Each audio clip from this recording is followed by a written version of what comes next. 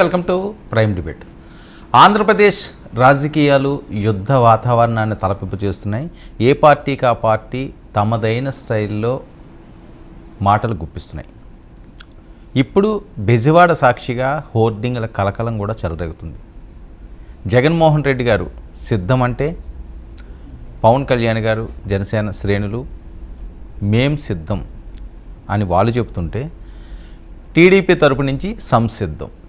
అంటే ఎవరైనా ఒక డైలాగ్ వేస్తే ఎక్కడా ఎవరో తగ్గట్లేదు, దానికి కౌంటర్లు పడతానే ఉన్నాయి. సిద్ధం, యుద్ధం, సంసిద్ధం అంటూ పెద్ద ఎత్తున ప్రచారానికి తెరలేపారు. సోషల్ మీడియాలో ఇది వైరల్ అవుతున్న నేపథ్యం. మరి ఇది ఈ సిద్ధం ఎటువైపు ముందుకు వెళ్తుందో, అలాగే యుద్ధం ఎలా ఉండబోతున్నదో, రాజకీయ యుద్ధం అంటే ఏదో కత్తులు డాళ్ళు పట్టుకుంటే ఏదో రాజులు యుద్ధం చేసినట్లుగా కాదు, సంసిద్ధం. మిమ్మల్ని ఎదుర్కోవడానికి మేము సంసిద్ధంగా ఉన్నదని చెప్పి తెలుగుదేశం పార్టీ మాట్లాడే పరిస్థితి. ఒక పక్క జగన్మోహన్ రెడ్డి గారు సభలు నిర్వహించుకుంటూ ఇన్ఛార్జులను నియమిస్తూ దూకుడు పెంచుతుంటే, మరొక వైపు జనసేన తెలుగుదేశం పార్టీ ఆచితూచి అడుగులు వేస్తుంది. మరి ఎప్పుడు ప్రకటిస్తారో ఏంటో అన్నది క్లారిటీ వచ్చింది అంటున్నారు. చంద్రబాబు నాయుడు గారు రా కదలరా ప్రోగ్రాం అయిపోయి ఆయన హైదరాబాద్ వచ్చారట. ఈరోజు రేపో పవన్ కళ్యాణ్ గారు చంద్రబాబు నాయుడు గారు కలిసి ఫైనల్గా లిస్టు ఖరారు చేస్తారు, మేనిఫెస్టో సిద్ధం చేస్తారు, ఉమ్మడి ప్రకటన చేస్తారు. ఈ టైంలో చిరంజీవి గారికి, మెగాస్టార్ చిరంజీవి గారికి మొన్న పద్మవిభూషణ్ మెగా ఫ్యాన్స్కి వాళ్ళ కుటుంబ సభ్యులు సంబరాలు చేసుకున్నారు. ఇప్పుడు బీజేపీ మరొక ఆఫర్ కూడా ఇచ్చింది అని చెప్పి పెద్ద ఎత్తున ప్రచారం జరుగుతున్న నేపథ్యం. రాజ్యసభ అది యూపీ నుంచి, యూపీలో ఒక 10 రాజ్యసభలు ఉంటే అక్కడి నుంచి ఈయన్ని ఎంపిక చేద్దామని చెప్పి పెద్దల సభకు పంపిద్దామని నిర్ణయించుకున్నారు. సో చిరంజీవి గారు ఎంటర్ అయితే ఖచ్చితంగా తెలుగు రాష్ట్రాల్లో దాని ఎఫెక్ట్ పడుతుంది. ఇప్పటికే జనసేన పొత్తులో ఉన్న భాగంగా బీజేపీకి ఆయన కూడా మరింత బలం ఉంటుంది. ఓకే, ఈ ఎన్నికలు కాకపోయినా 2029లో దీని ఎఫెక్ట్ ఉండే అవకాశం ఉందని చాలా వ్యూహాత్మకంగా బీజేపీ పాములు కదుపుతుంది. అందులో భాగంగానే ఈ రకమైన నిర్ణయాన్ని తీసుకుంది అని చెప్పి మాట్లాడే పరిస్థితి. మరొకవైపు ఢిల్లీకి జగన్మోహన్ రెడ్డి గారు కూడా వెళ్తున్నారట. అలాగే మోదీ గారి దగ్గర నుంచి పవన్ కళ్యాణ్కి పిలుపు వచ్చిందట. మరి అక్కడ ఏం మాట్లాడతారో, ఏ అంశాల మీద చర్చించుకుంటారో.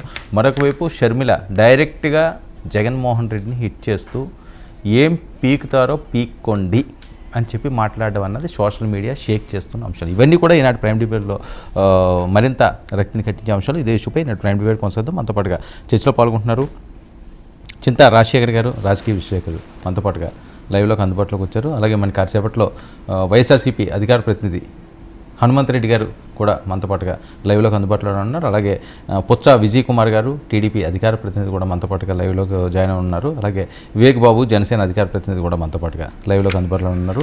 ముందుగా రాజశేఖర్ గారు వెర్షన్ తీసుకుందాం. రాజశేఖర్ గారు నమస్తే. నమస్తే. ఏంటి షర్మిల గారు ఒక్కసారిగా ఫైర్ అవ్వడం, డైరెక్ట్గా హిట్ జగన్మోహన్ రెడ్డి గారిని చేయడం? కడప గడపకి వెళ్ళినా అదే పరిస్థితి, శ్రీకాకుళం వెళ్ళినా, ఉత్తరాంధ్ర ప్రాంతం వచ్చినా అదే పరిస్థితి, వేరే ప్రాంతం వెళ్ళినా అదే పరిస్థితి. ఏంటి టార్గెట్ జగన్ మంత్రం చెప్పిస్తున్నారా? నమస్తే అండి, మీకు సహచర ప్యానలిస్టులకి అందరికీ 99 వీక్షలు అందరికీ వెరీ గుడ్ ఈవినింగ్ అండి. షర్మిల గారు అంటే కాంగ్రెస్ పార్టీలో చేరారు. Congress party line is criticize Bharatiya Janata party, Narendra Modi, Amit Shah, RSS. ఇది వాళ్ళ సైద్ధాంతికంగా వాళ్ళకున్న విభేదాలు. ఇక ఆంధ్రప్రదేశ్లో కాంగ్రెస్ పార్టీలో చేరిన షర్మిల గారు బహుశా ఆ లైన్ మర్చినట్టున్నారు. ఆమె మరి వైసీపీ అంటే ప్యారెటింగ్ అంటారు, అంటే చిలుక పలుకు ఏం నేర్పిస్తే అవే పలుకుతున్నట్టు తెలుగుదేశం విమర్శలే ఆమె రిపీట్ చేస్తున్నారు. సో ఆమె కనుక ఆంధ్రప్రదేశ్కి ప్రత్యేక హోదా తీసుకురావాలి అనుకుంటే పార్లమెంట్ సెషన్ నడుస్తుంది. రాహుల్ గాంధీ గారి దగ్గరికి వెళ్ళి, రాహుల్ గాంధీ గారు మీరు వస్తే మొదటి సంతకం ఆంధ్రప్రదేశ్కి ప్రత్యేక హోదా మీద పెడతా అన్నారు, కానీ 2019 ఎన్నికల తర్వాత మీరు కానీ సోనియా గాంధీ గారు కానీ లోక్సభలో ప్రత్యేక హోదా అంశం అసలు ప్రస్తావించలేదు. కేవలం ప్రకటనల వరకే ఉంటే సరిపోదు, మనకి మీరేమన్నా కార్యాచరణ రూపంలో ఏమైనా ఉంటే బాగుంటుంది అని సలహా ఇచ్చినా లేదు. తెలంగాణ అసెంబ్లీ ఫామ్ అయింది, కర్ణాటకలో అసెంబ్లీ ఫామ్ అయింది. ఆయా అసెంబ్లీల నుంచి ఆంధ్రప్రదేశ్కి ప్రత్యేక హోదా ఇవ్వడం అనేది కాంగ్రెస్ పార్టీ విధానం కాబట్టి, ముఖ్యంగా తెలంగాణ రాష్ట్రం విభజన లాభం పొందింది కాబట్టి తెలంగాణ అసెంబ్లీ చేత తీర్మానం తీసుకొచ్చి ఆంధ్రప్రదేశ్కి ప్రత్యేక హోదా ఇవ్వాలి అనే తీర్మానం తెలంగాణ అసెంబ్లీలో చేస్తే ఇవన్నీ ఆంధ్రప్రదేశ్ అంటే కాంగ్రెస్ పార్టీ బలపడాలన్నా ఆంధ్రప్రదేశ్ రాష్ట్రంలో కాంగ్రెస్ పార్టీ బలపడాలి, షర్మిల గారు మంచి నాయకత్వం ఉన్న ఇప్పుడు బలపడే పరిస్థితి లేదు కదా. అదే ఇవి చేస్తే అయిపోతుంది కదా. తెలంగాణ అసెంబ్లీలో కన్విన్స్ చేసి ఒక ఇది తెప్పించుకోవచ్చు, లేకపోతే రాహుల్ గాంధీ పార్లమెంట్ సెషన్లో మాట్లాడచ్చు. ఏమండి సార్, మనం కేవలము బయట వచ్చి బహిరంగ సభల్లో మాట్లాడితే on the floor of the house మాట్లాడాలి, దాన్ని తీసుకొస్తున్నాము అని ఆంధ్రప్రదేశ్ ప్రజల నమ్మకం చూరగొనాలి అంటే అటువంటి కార్యక్రమం చేస్తే కాంగ్రెస్ పార్టీ బలపడుతుంది. కానీ కేవలము గతంలో అంటే ఆమె చేసిన కొత్త ఆరోపణలు కొత్త ఏమీ లేవు, అవే మనం 5 సంవత్సరాల నుంచి వింటున్న ఆరోపణలు ఆమె చేస్తున్నప్పుడు దానికి పెద్దగా ఆమెకి కానీ ఆమె చేరిన పార్టీ కానీ న్యాయం చేకూరడం కానీ లేకపోతే లాభం చేకూరడం కానీ జరుగుతుంది నేనైతే ఎక్స్పెక్ట్ చేయట్లేదు. ఓకే, మనతో పాటుగా పుచ్చ విజయ్ కుమార్ గారు కూడా జాయిన్ అయ్యారు. Vijay, good evening. వరం గారు గుడ్ ఈవినింగ్. ఏంటి ఆయన సిద్ధం అంటే మీరు సంసిద్ధం అంటున్నారు, దేనికి ఆయన సిద్ధం అన్నారు, మీరు దేనికి సంసిద్ధం అంటున్నారు? మరొక వైపు జనసేన మేము సిద్ధం అని చెప్పి మాట్లాడుతున్నారు, అలాగే యుద్ధం అని చెప్పి మరొక పోస్టర్ పవన్ కళ్యాణ్ గారిది వైరల్ అవుతుంది. ఏంటి యుద్ధాలు సిద్ధాలు? గుడ్ ఈవినింగ్ వరం గారు, ప్యానల్ ఉన్న పెద్దలందరికీ, 99 టీవీ చూస్తున్న ప్రేక్షకులందరూ కూడా నమస్కారం. నమస్తే. ఎస్, అంటే జగన్మోహన్ రెడ్డి గారు సిద్ధం అన్నటువంటి మాట, ఎందుకంటే బాయ్ బాయ్ జగన్ అన్నటువంటి మాట ఆల్రెడీ వినిపిస్తా ఉంది. ఆయన పడుకున్నా, లేచినా, పరిగెట్టినా, నడిచినా. కాబట్టి ఏంటంటే ఆయన సిద్ధం అయిపోయాడు. మళ్ళీ జైలుకి వెళ్ళిపోయినది సిద్ధం కాబట్టి ఆయన సిద్ధం అన్నారు. ఈరోజు మేము సంసిద్ధం అంటే రాష్ట్ర ప్రజలను కాపాడేందుకు సంసిద్ధంగా ఉన్నాం. ప్రజల క్షేమం కోరి ఈరోజు జనసేన అధ్యక్షుడు పవన్ కళ్యాణ్ గారు కూడా ఈరోజు ఆయన కూడా ఒక క్లారిటీతో రాష్ట్ర ప్రజల కోసమే 2 పార్టీలు పొత్తు, రేపు అధికారం చేపట్టిన తర్వాత ప్రజలను కాపాడవలసినటువంటి బాధ్యత 2 పార్టీల మీద ఉంది. మళ్ళా సురక్షితంగా ఈ రాష్ట్రాన్ని కాపాడవలసినటువంటి బాధ్యత కాబట్టి ఈరోజు మేము కూడా సంసిద్ధం అన్నటువంటి దాంట్లో రెడీగా ఉన్నాం. ఈరోజు జగన్మోహన్ రెడ్డి గారు ఆయన ఏదో అనుకుంటా ఉన్నాడు, అంటే మళ్ళా నేనే వచ్చేస్తాను, వై నాట్ 175 అని చెప్పేసి చాలా క్లారిటీగా ఆయన ఉన్నాడు. అంటే 175 అంటే అది ఒక దేశ చరిత్ర కింద లెక్క. ఒక రాష్ట్రంలో ఒక క్లీన్ స్వీప్ చేయాలి 175 అంటే అది ఒక చరిత్ర కింద అది ఉంటుంది. కాబట్టి ఏంటంటే ఆయన అలాగా గెల్ల కాబట్టి ఏదో సరదా కొలిది, సంతోషం కొలిది మొన్న సంగివల్స్లో జరిగినటువంటి బహిరంగ సభలో కూడా 12 ఎకరాల్లో ఆయన చేసినటువంటి కార్యక్రమం కూడా జనాల్లో కూడా ఏ విధంగా వచ్చారో ఆయనకు తెలుసు. కాబట్టి కావాలని ఏంటంటే మేకపోతే గాంభర్యం లాగా ప్రజలను ఏదో నేను గెలుస్తా ఉన్నానని చెప్పుకోవడం కోసం ఆయన మాట్లాడుతూ ఉన్నాడు. ఇది రాష్ట్ర ప్రజలందరికీ కూడా తెలిసిపోయింది. ఎందుకంటే రాష్ట్ర ప్రజలు కూడా విసుగెక్కుపోయి ఉన్నటువంటి పరిస్థితి ఈరోజు మనం క్లియర్గా చూసాం. ఈ రోజు మేము చేసినటువంటి కార్యక్రమాలు 50 ఎకరాల్లో చేసినటువంటి కార్యక్రమాలు మేము చేసాం బహిరంగ సభలో. పవన్ కళ్యాణ్ గారు 30 ఎకరాల్లో చేసినటువంటి బహిరంగ సభలో, ఆయన ఏంటంటే కేవలం ఒక 12 ఎకరాల్లో చేసినటువంటి సంఘవలసలో మన జరిగినటువంటి కార్యక్రమం ఇబ్బంది పెట్టే విధంగా విజయనగరం కానీ, ఇటు శ్రీకాకుళం కానీ, ఇటు ఉత్తరాంధ్ర అంటే ఎవరెక్కువ ఎకరాల్లో సభలు పెడితే వాళ్ళు గెలుస్తారా రేపు?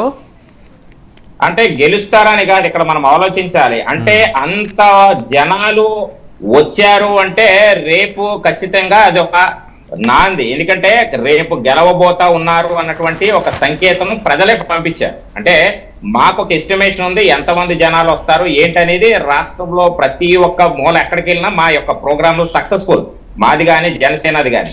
ఈయన పెట్టుకున్న సభలన్నీ కూడా ఏంటంటే బెదిరింపులతోని ఆ యొక్క డ్వాక్రా మహిళలు కానీ, ఈయన ఇస్తున్నటువంటి చేయూత పథకాలు ఇస్తున్నటువంటి వాళ్ళని బెదిరించి ఆ యొక్క వాళ్ళందరినీ కూడా రప్పించుకొని ఈరోజు బస్సులు కూడా ఏ విధంగా ప్రయాణికులు ఇబ్బంది పడినటువంటి పరిస్థితి మొన్న ఇక్కడ ఉత్తరాంధ్రలో జరిగినటువంటి భీమిలి కాదు విజయ్ అది ఎక్కడున్నా మీ నాయకుడు వచ్చినా బస్సులు ఆపుతారు, బస్సుల్లో తరలిస్తారు, ట్రాఫిక్.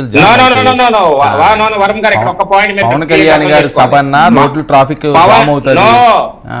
ట్రాఫిక్ అంటలేదు నేను ఇక్కడ గుర్తుపెట్టుకుని. నేను ట్రాఫిక్ మాట్లాడలేదు, మీరు ఒకటి గుర్తుపెట్టుకుని. నేను ఏమంటానంటే వీళ్ళకి అధికారంలో ఉన్నారు కాబట్టి ఉన్నటువంటి బస్సులు ఏదైతే ప్రభుత్వం సంబంధించినటువంటి బస్సులు అన్ని కూడా రద్దు చేసి, స్కూల్ బస్సులు కూడా రద్దు చేసి అన్ని కూడా వాళ్ళు తరలించినటువంటి పరిస్థితి. నేను అంటుంది దాని వల్ల ప్రయాణికులు ఇతర చోట్ల వెళ్ళవలసినటువంటి వాళ్ళందరూ కూడా ఇబ్బంది పడే పరిస్థితి వచ్చింది అని నేను చెప్తా ఉన్నాను. ఎందుకంటే మాకు ఈరోజు మాకు అనుమతులు ప్రభుత్వ బస్సులు ఈరోజు అద్దెకిస్తారు. గతంలో మేము మా ప్రభుత్వంలో మేము కనీసం ఏ ప్రతిపక్ష పార్టీ వాళ్ళు డబ్బులు కట్టి వాళ్ళు బస్సులు తీసుకెళ్ళినటువంటి పరిస్థితి. కానీ ఈరోజు ఆ పరిస్థితి ఈరోజు మేము ఆటోలో లేకపోతే లారీలో వ్యాన్లో బుక్ చేసుకొని వెళ్ళినటువంటి పరిస్థితి. దాన్ని కూడా అడ్డంకులుగా ఎంతో ఈ పోలీసుల్ని మడ్డం పెట్టుకొని ఆపినటువంటి సందర్భాలు మనం చూసినప్పటికీ కూడా జనాలు మాత్రం ఖచ్చితంగా మీటింగ్స్ కి వెళ్ళాలి, రేపు మన రాష్ట్ర భవిష్యత్ అన్నటువంటి ఆలోచనతో ఈరోజు ప్రజలు వచ్చినటువంటి పరిస్థితి.